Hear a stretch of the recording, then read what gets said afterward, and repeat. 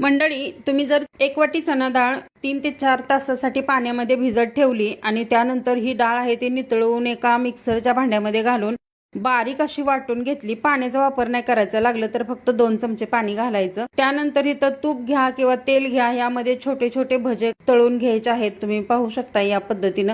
आणि जास्त करपवायचे नाहीत, फक्त छान असे तळले गेले पाहिजेत। त्यानंतर थंड करून घ्यायचे आणि एका मिक्सरच्या भांड्यामध्ये घालून बारीक अशी ह्याची पावडर बनवून घ्यायची आहे। या पद्धतीने ही पावडर आहे ती एकदम अशी थंड झाली पाहिजे, त्यानंतरच पिठी साखर आहे ती मिक्स करायची, वेलचीची पूड घालायची। जर गरम ह्याच्यामध्ये घातलं तर हे मिश्रण आहे ते वितळलं जाईल। त्यानंतर यामध्ये 2 चमचे तूप घाला, हे मिश्रण पाहू शकताय तुम्ही अगदी ओलसर झालेलं आहे। त्यानंतर ह्याचे छोटे छोटे लाडू बांधून घ्या।